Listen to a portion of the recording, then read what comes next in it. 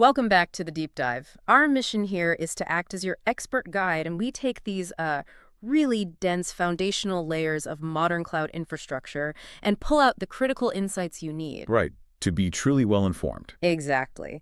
And today we are strapping in to explore really the bedrock of networking within Google Cloud Platform.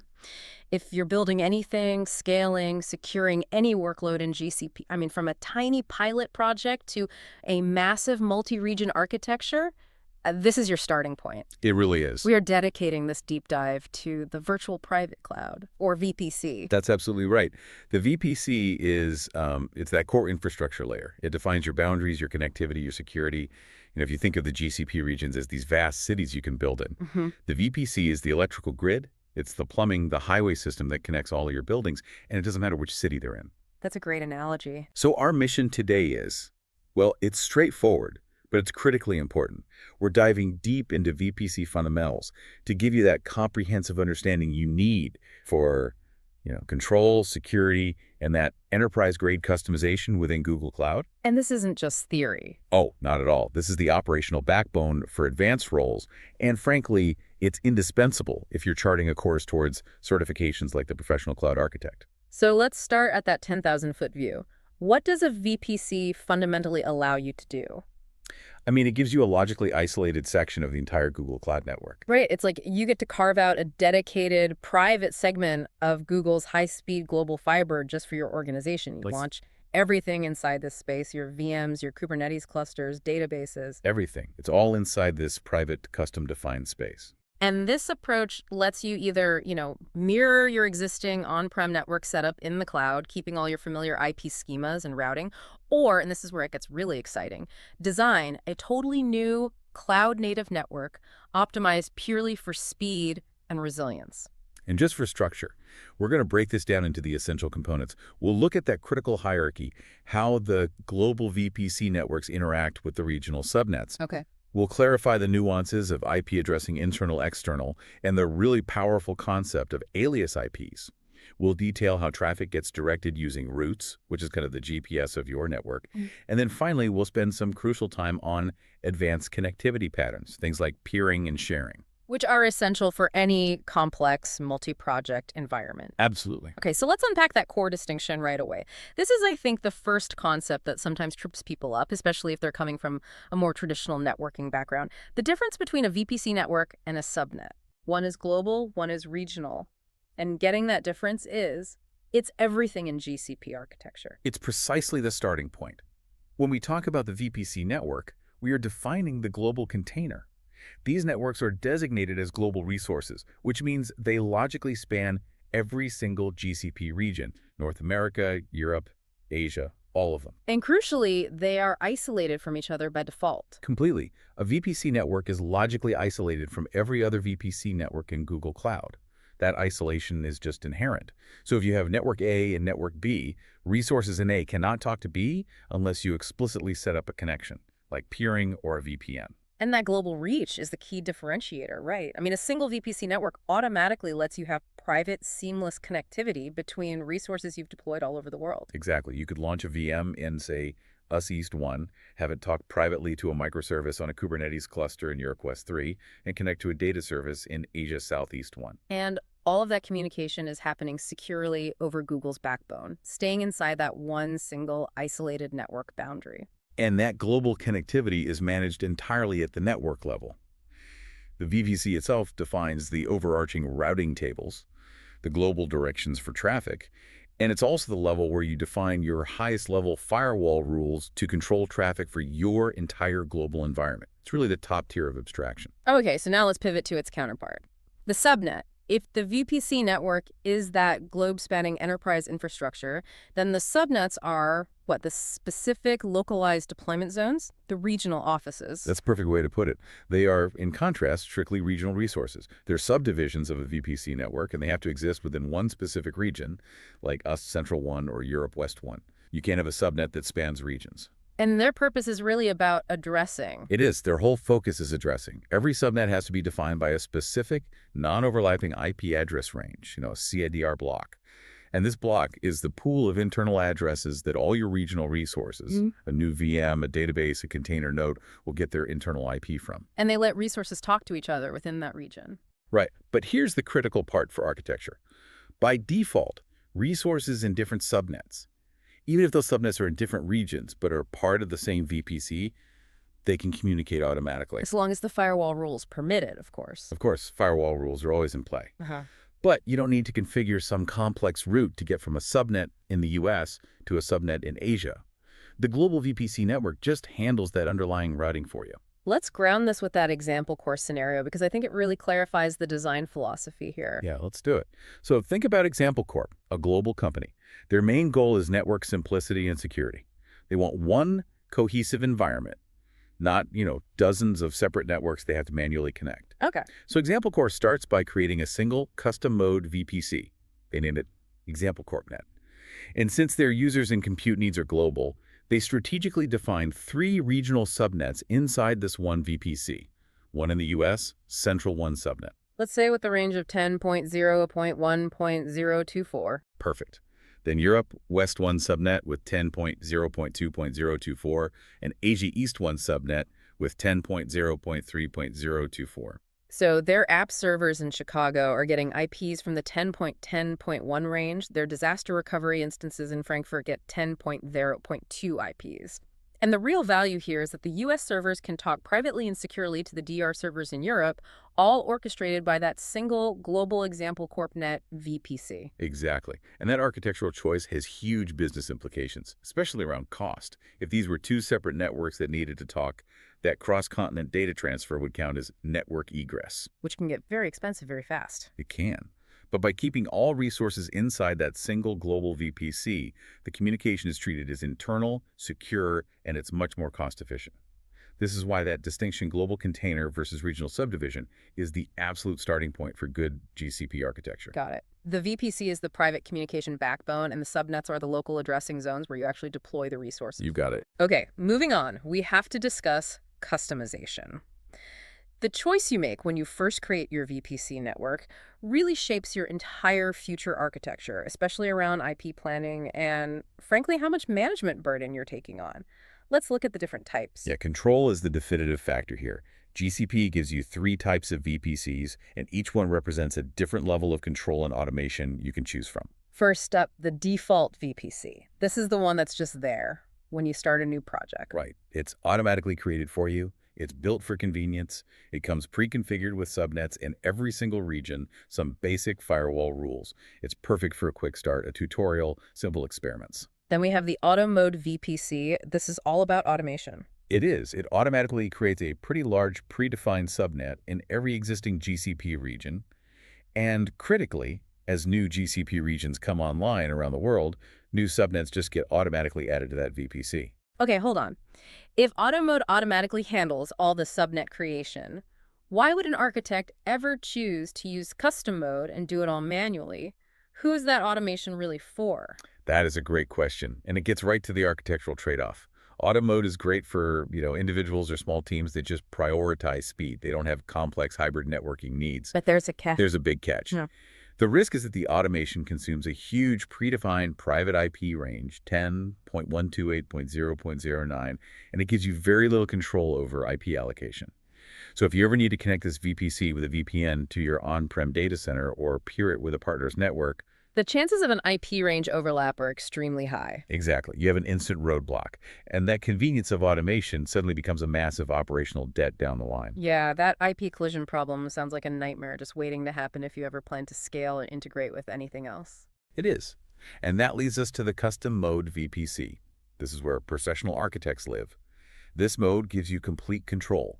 If you want a subnet in a region, you have to manually create it. You have to explicitly define its non-overlapping CIDR block. If a new region comes online, nothing changes in your network until you say so. So the architectural recommendation for any production environment, or really any environment that might need hybrid connectivity, is always custom mode. 100%. Custom mode is the industry standard for production. It forces you to do that meticulous IP range planning upfront.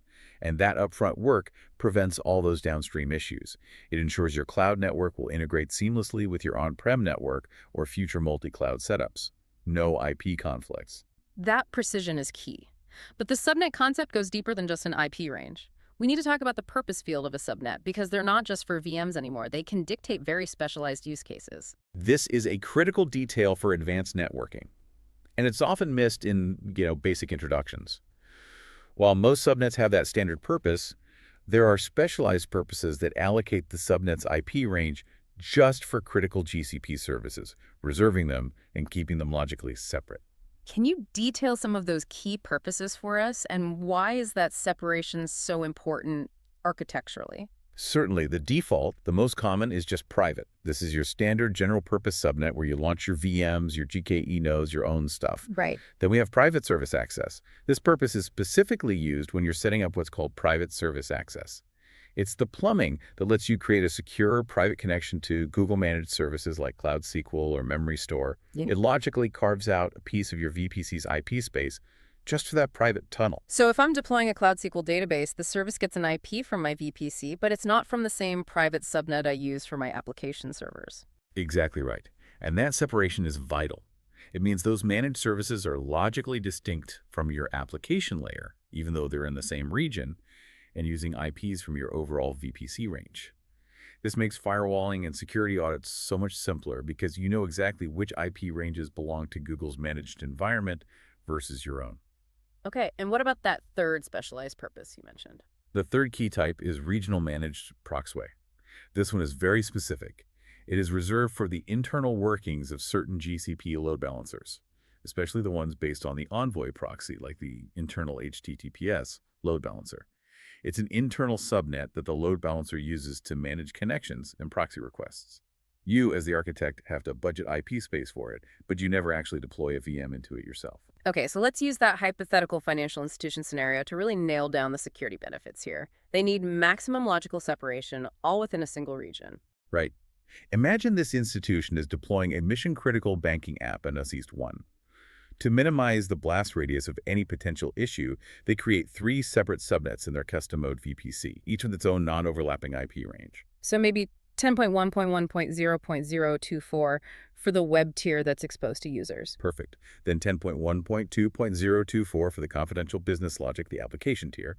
And finally, 10.1.3.024, dedicated only to the highly sensitive database tier. By using these distinct dedicated IP ranges, they get a really powerful level of separation. Exactly. Then they apply very strict VPC firewall rules based only on those IP ranges. They can say the web tier, the 10.1.1 range, can only talk to the app tier, the 10.1.2 range, and the app tier can only talk to the database tier.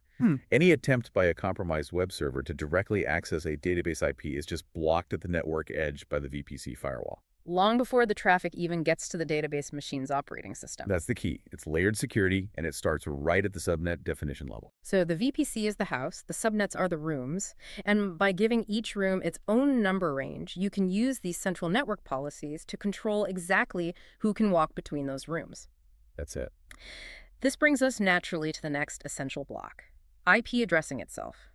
We need to clearly define how resources inside the VPC talk to each other, and crucially, how they talk to the outside world. Right. IP addresses are the identity and the routing mechanism. And we basically distinguish between internal and external IPs. Internal IPs are the default. They're used strictly for communication within the VPC network. So they're assigned from the subnet range we just talked about. Correct. Automatically when you launch a resource. And the key feature, the main security gain, is that these addresses are not directly routable from the public internet. So if I launch an instance in example course us central 1 subnet and it gets the IP 10.1.1.10, that IP is completely private. Someone on the public internet can't reach it. That's right. They've hit Google's global network barrier. Conversely, external IPs are what you need for communication with the public internet. When you assign an external IP, your resource becomes directly addressable from outside GCP. And these can be temporary or permanent. Exactly. They can be ephemeral, which means they're temporary and you give them back when the VM stops, or they can be static, where you reserve a specific public IP permanently. You do that for a load balancer, a VPN gateway, something critical where the IP just can't change. Then we have alias IP addresses. This feels like more than just a convenience. It's a strategic tool. Why would an architect need to assign multiple internal IPs to a single network interface on one machine? The utility of alias IPs, it really comes down to flexibility and efficiency. They let you assign multiple internal IP addresses from that subnet's range to one network interface on a single VM. Architecturally, this is powerful for a few reasons. Like running multiple services on one box. That's a big one. Yeah. You might have multiple distinct services on one VM, and you want each service to logically appear at its own unique IP. It just makes management and client configuration easier. I can also see that being a lifesaver for legacy application migrations where you might have hard-coded IP addresses all over the place. Absolutely. That's probably the most common use case. Service migration. You can assign the old service's IP as an alias to the new VM temporarily, and you can migrate traffic transparently without having to update every client configuration across the whole company at once. Okay, let's talk about the intersection of security and cost. Private Google Access, or PGA. This is an absolute must-know concept. It solves a fundamental cloud dilemma. PGA is the mechanism that allows VMs with no external IP address, so they are completely hidden from the public internet, to securely and privately access public Google Cloud services. Like BigQuery or cloud storage or other Google APIs? Exactly. The traffic heading for these Google endpoints gets automatically routed over Google's private internal network backbone. Yeah. It never touches the public internet. That's a huge architectural win. If a VM doesn't have an external IP, its attack surface from the internet is basically zero. But you still need it to, say, upload logs to cloud storage. So the trade-off is, well, is there a performance penalty for that privacy? Generally, no. In fact, you often gain performance. The traffic stays on Google's optimized internal network, so you bypass the variability and potential slowdowns of the public internet. The only cost is a configuration step. You have to enable PGA on the specific subnet where those VMs live. So the benefit is better security and potentially lower cost by keeping data transfer inside Google's network. Right. Instead of forcing it out through an internet gateway, it's a win-win. Let's use that media company scenario to really cement this. Okay, so imagine a major media company. They use massive fleets of compute engine VMs for video transcoding. These machines are just churning through data constantly. They need guaranteed access to cloud storage to get source files and store the output. But they're just internal worker bees. They have no reason to be on the public internet. None at all. In fact, for security, they absolutely shouldn't be. So an architect would deploy these thousands of VMs without any external IPs. And then enable private Google access on their subnet. Exactly. And now those thousands of VMs can securely talk to cloud storage, BigQuery, any Google API they need without a public IP. This maximizes security by isolating the fleet. It ensures reliable access over the private network, and it cuts costs by managing egress efficiently.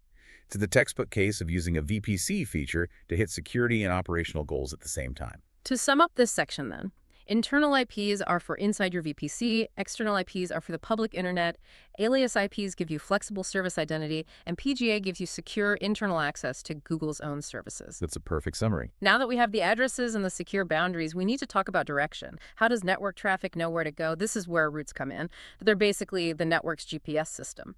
Routes are crucial. They define the precise path traffic takes from a source, like a VM, to its final destination. Whether that's another VM in the same VPC, a server on the internet, or a server in your on-prem data center. Let's start with the routes we get for free, the ones that are just there when we create a VPC. Right, so every VPC network automatically gets a set of system-generated routes. This includes routes that let all the subnets inside that VPC talk to each other, no matter what region they're in. But the most important one is the default route. The catch-all. The catch-all. It's typically for the destination 0.0.000, which means anywhere not inside this VPC. And this route directs that traffic to the internet gateway. Now, as an architect, you can override this. You can direct all that traffic to a cloud VPN tunnel instead if you want to inspect it with an on-prem firewall. But the real power comes from custom routes. This is how you override the defaults or direct traffic to very specific destinations that GCP doesn't automatically know about. And we can break these down into two types, static and dynamic. Correct. Static routes are what you manually configure. You explicitly say, for this destination IP range, like your on-prem range of 192.168.1024, use this specific next hop. These routes are fixed. They stay there until you manually change them. So if your on-prem network changes, you have to go into GCP and update that route manually. You do, which is why for hybrid cloud at scale, you use dynamic routes. These are the smart, flexible ones They are learned automatically through the Border Gateway Protocol, or BGP.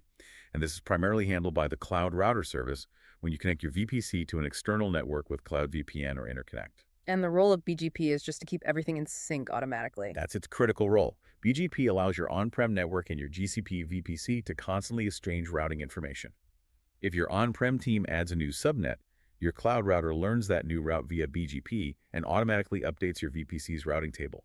No manual work, no potential for human error. It makes hybrid networking reliable at scale. Speaking of direction, the concept of the next hop is essential. It's where you tell the traffic to go to continue its journey. What are the common next hop targets we can use? Well, the most common is the default internet gateway, which we've covered. Then you might specify a VM instance itself as the next hop. This is really important when you're inserting a network virtual appliance, or NVA like a third-party firewall, into the traffic path for inspection. And I assume we also use gateways for connectivity. Absolutely. A VPN tunnel or an interconnect attachment are next hops you use to direct traffic to your remote on-prem network. And finally, there's the router appliance next hop, which points to a specialized virtual appliance that handles more complex routing or inspection inside your cloud environment. Let's use the Example Corp scenario again, detailing what they'd need to do to connect their cloud to their physical office with a cloud VPN. Okay, so Example Corp needs to connect their Example CorpNet VPC, which uses the 10.10.0116 range, to their main corporate network, which uses 192.168.10.024. They set up a cloud VPN tunnel. Let's say for simplicity, they choose a static route configuration. So on the GCP side, they manually create a static route. It says, any traffic for 192.168.9.024, send it to the cloud VPN gateway. That's half the picture. At the same time, the network team back at Example Corp's office has to configure their physical router to send any traffic for the VPC's 10.0.016 range back through that same VPN tunnel. So you need a route on both sides pointing at each other. You do. One route tells the cloud how to reach the office, the other tells the office how to reach the cloud. If they use dynamic routes with BGP, this would all just happen automatically. The gaming latency scenario is a great example of how custom routing can be used strategically for business performance. Oh yeah, imagine a huge multiplayer gaming company. Latency is everything for them. They notice that players in, say, parts of South America are getting high latency connecting to their default game servers in US East 1. They're being routed all over the place. They need to optimize that path without rewriting their application. Correct. Yeah. So they analyze the specific source IP ranges of those users. Then they create a custom static route in their VPC that says, if traffic is coming from this specific CIDR block in South America and is going to our game service, don't use the default route.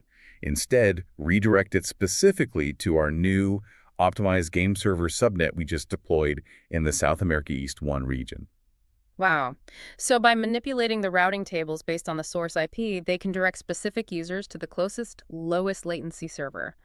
That turns the VPC from just a static network into a programmable fabric that can adapt to business needs. That's the power of it. We've covered the internals of a single VPC pretty thoroughly, but in large organizations, resources are always split up into dozens of different projects for billing, for governance, for team autonomy. What happens when you need resources in those different projects to talk to each other privately? This is where we get into the two main architectural patterns for network interconnection. We can start with VPC network peering. This is the simplest, most common way to connect two different VPC networks so traffic can flow privately between them without ever hitting the public internet. Once you establish peering, the internal routes from both networks are automatically exchanged. Let's use that Example Corp internal service sharing example. They have a web app project and a totally separate data analytics project. The analytics platform needs to query the databases in the web project. Right, so instead of giving the database a public IP, which is a big security no-no, or routing traffic externally, they just establish VPC peering between the two VPC networks. This lets the analytics instances securely and privately query the databases, and all that sensitive data stays entirely inside Google's private network. But there's a crucial architectural limitation here that every architect needs to have burned into their memory. Non-transitivity.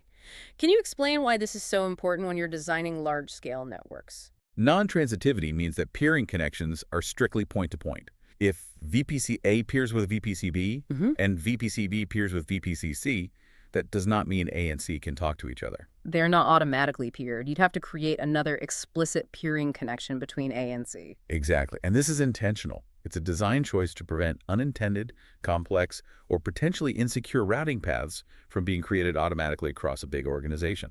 So if I'm trying to build a classic hub and spoke model where the hub has shared services and the spokes are different application teams, this non-transitivity means I have to create direct peering connections between every single spoke if I want them to talk to each other. Precisely. If you have 10 application spokes, you suddenly need, 45 separate peering connections just for them to all talk to each other, plus another 10 connections to the hub. Managing 55 individual peering connections is a nightmare. And that constraint is what often pushes large enterprises to the other model, shared VPC. Okay, let's transition there.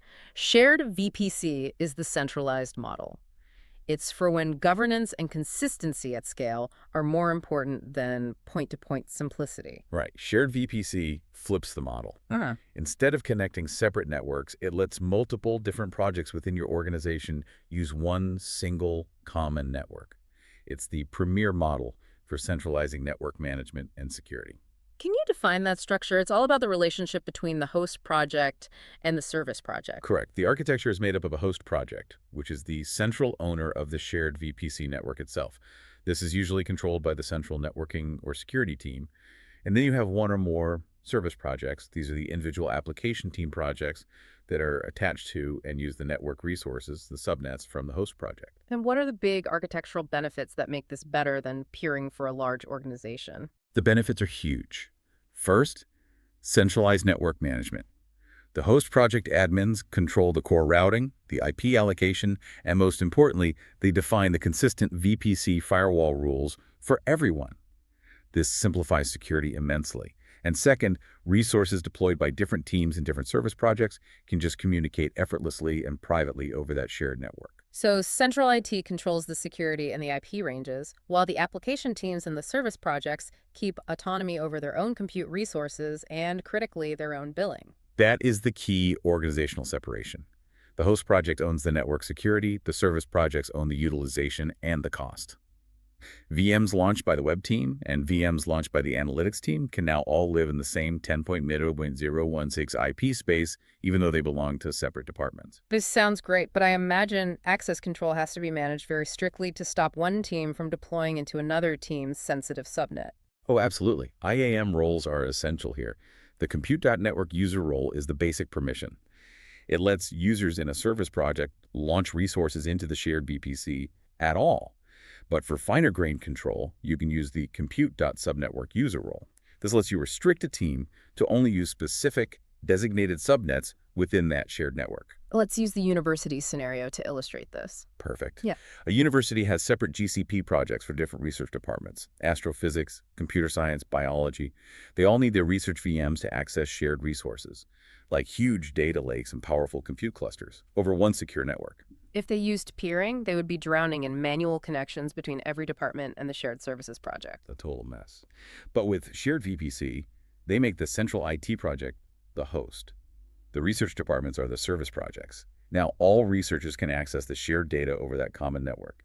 The central IT team maintains control over security and IP space, ensuring compliance, while the departments still manage their own resources and budgets. Shared VPC enables that organizational scale without sacrificing governance. That distinction, governance versus simplicity, is really what drives the choice between shared VPC and VPC peering. Absolutely. We've laid the foundation, but to really operate at an expert level, we need to dive into the nuance, the advanced patterns that solve those tricky, high-level problems you find in complex enterprise designs. These are the concepts that separate network management from true architectural problem solving. We should start with Private Service Connect, or PSC.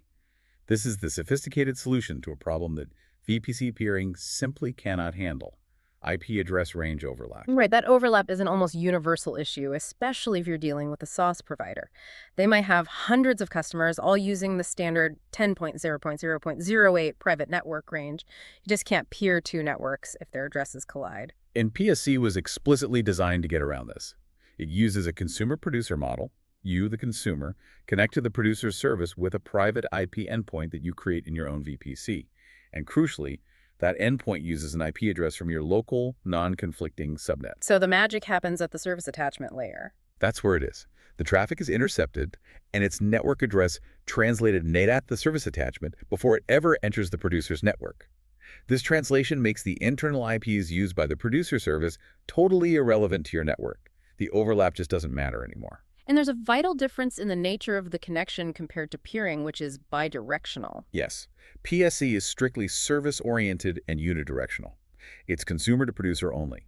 You are consuming a service, not opening up a full internal network route.